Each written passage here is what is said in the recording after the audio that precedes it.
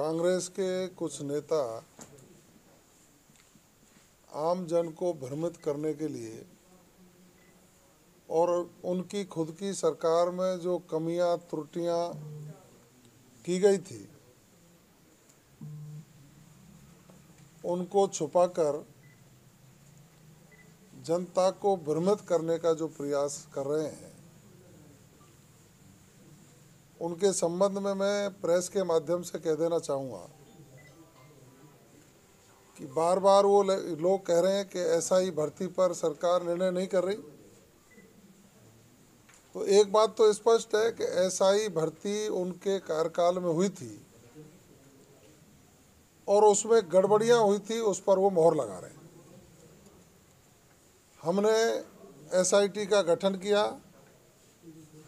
मैं साधुवाद देना चाहूँगा प्रदेश के मुख्यमंत्री जी को कि उन्होंने पदभार ग्रहण करने के तुरंत बाद युवाओं के सपनों को साकार करने के लिए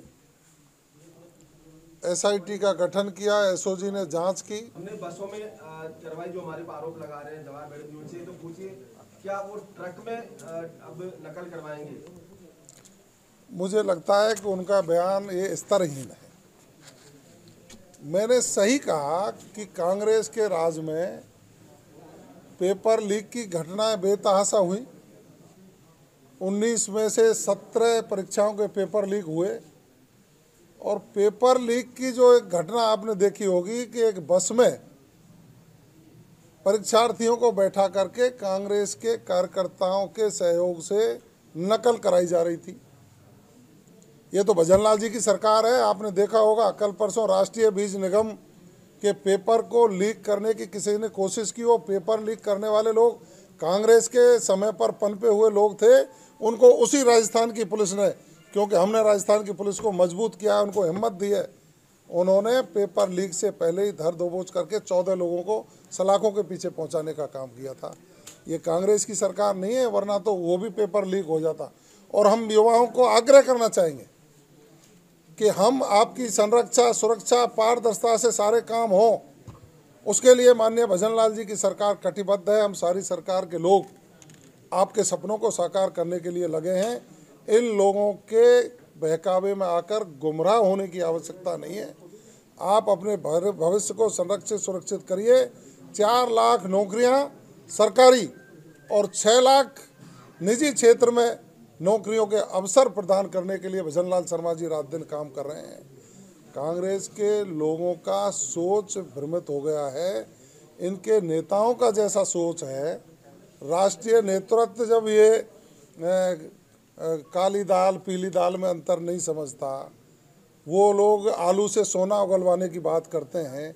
इसी तरह इनकी भी राजस्थान में जो नेता राजनीति कर रहे हैं, इनकी मति शायद भ्रमित हो गई है। मैं ईश्वर से प्रार्थना करूंगा कि इनको सद्बुद्धि दे और राजस्थान के विकास में सहयोग करें। कांग्रेस के राष्ट्रीय कार्य समिति सदस्य पवन खेड़ा, उन्होंने कहा है कि जो सरकार जीएसटी वसूल रही है वो जीएसटी लोगों को कुचल रही है, मध्यम वर्गीय और गरीबों के लिए हत्या कर रही है एक तरह से उनको, और साथ में केंद्र सरकार इससे खजाना भर रही है लेकिन जनता पर कोई काम नहीं कर रही। आपने देखे हैं कि हम कितने एक्सप्रेस वे बना रहे हैं। राजस्थान में हमारे दौसा होकर के जो एक्सप्रेस वे गुजर रहा है, उसके बाद हम ग्रीन फील्ड बनाने की बात कर रहे हैं। और जो राजस्थान के विकास में 4 चांद लगाने में राजस्थान की और भारत की सरकार जिस समेकित योजना के साथ आगे बढ़ रही है, उनको हम साधुवाद देते हैं। और जिनका आप नाम ले रहे हैं ना, वो इरिलेवेंट है। तो उस संबंध में आज हमारा कुछ कहना न्यायोचित प्रतीत नहीं होता है, लेकिन मैं इतना जरूर कहना चाहूँगा कि प्रदेश के मुख्यमंत्री जी ने जिस तरह से युवाओं को रोजगार देने के दरवाजे खोले हैं, 40,000 के लगभग नियुक्ति पत्र दे दिए और 12 जनवरी को फिर हम युवा साथियों को नियुक्ति पत्र दे करके उनको सरकारी नौकरी में अवसर देने का काम कर रहे हैं। 80,000 के लगभग विज्ञप्तियां जारी कर दी, जिससे कांग्रेस के लोग तिलमिला गए हैं। उनको रात को सपना दिखता है अपने राज का, जब अध्यापकों के ट्रांसफर पर पैसे लेकर के काम किया जाता था। स्वयं अशोक गहलोत जी ने उस समय शिक्षा मंत्री डोटासरा जी थे, यहीं आपके बिरला ऑडिटोरियम में पूछा कि भाई ट्रांसफरों में पैसे तो नहीं लिए जाते, हाथ उठाओ, तो सारे सारे टीचरों ने कुर्सी पे बैठ के ही नहीं, कुर्सी पे खड़े होके भी हाथ उठाए थे कि हमसे पैसा लिया जाता है। उस बात की सफाई नहीं दी इन लोगों ने। इन लोगों को बिल्कुल ही उस तरह की सोच नहीं है कि राजस्थान अब माननीय मुख्यमंत्री भजनलाल शर्मा जी के नेतृत्व में विकास की गति दौड़ रहा है। हम भ्रष्टाचार मुक्त शासन, अपराध मुक्त राजस्थान और विकास की दृष्टि से नंबर 1 राजस्थान बनाने की ओर चले हैं। इनका जो ईआरसीपी का जो मुद्दा था, जनता को 5 साल तक गुमराह किया, लेकिन हम साधुवाद और धन्यवाद देना चाहेंगे प्रदेश के मुख्यमंत्री जी को कि उन्होंने पदभार ग्रहण करने के 2.5 महीने में ही संशोधित जो ईआरसीपी की सोच थी उसका एमओयू किया, और पिछले 17 दिसंबर को देश के यशस्वी प्रधानमंत्री आदरणीय नरेंद्र मोदी जी उसका शिलान्यास भी कर गए। और ये आपको पता ही है कि भारतीय जनता पार्टी के नेता और भारतीय जनता पार्टी की सरकार जिनका शिलान्यास करती है उनका उद्घाटन भी खुद ही करती है। इनकी मति भंग हो गई है। मुझे लगता है कि जब से उपचुनाव के रिजल्ट इनके विपरीत आए हैं, तो ये इनके कांग्रेस के नेता अपनी अपनी उपस्थिति दर्ज कराने के लिए जनता को गुमराह करने का काम कर रहे हैं। ये 5 पैसे 1 पे आ गए, और माननीय मुख्यमंत्री जी के कामों पर जो मोहर लगाई राजस्थान की जनता ने, हम 1 से 5 पर पहुंचे हैं। उसी का कारण है कि ये समय समय पर जनता को भ्रमित करने का गलत बयानबाजी करते हैं। इनको चाहिए कि राइजिंग राजस्थान में 35 लाख करोड़ के एमओयू हुए हैं, तो धन्यवाद देना चाहिए था मुख्यमंत्री जी को, क्योंकि हमने तो पहले ही वर्ष में कर दिया साहब। ये तो 3 साल पूरे होने के बाद होटलों पे अनाप शनाप खर्च करते थे, और एक भी एमओयू इनका धरातल पर नहीं उतरा। माननीय मुख्यमंत्री जी ने राइजिंग राजस्थान में जितने एमओयू हुए हैं उनका इम्प्लीमेंट हो, धरातल पर आए, इसके लिए अधिकारियों की ड्यूटी सुनिश्चित कर दी है। ये होती है ना सरकार। हमने किसानों के हित में निर्णय लिया, समर्थन मूल्य बढ़ाया, और आज रिकॉर्ड है कि गेहूं का समर्थन मूल्य पूरे देश में राजस्थान में सर्वाधिक है।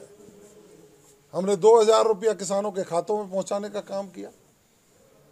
इनको पता नहीं है, इनके राज में रोटी मांगती हुई महिलाओं के साथ जयपुर में मुख्यमंत्री की नाक के नीचे बलात्कार होते थे।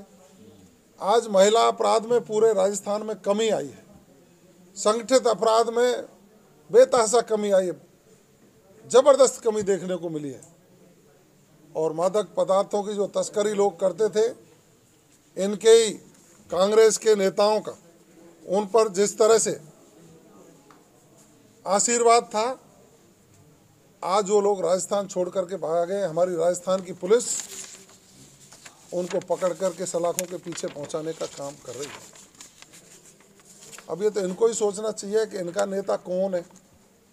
एक नेता बयान दे देता है, फिर दूसरा कहीं से हेलीकॉप्टर में हवाई जहाज में बैठ के आता है, वो बयान जारी करता है, फिर उसको कहते हैं उसने जारी कर दिया, फिर तीसरा जारी करता है।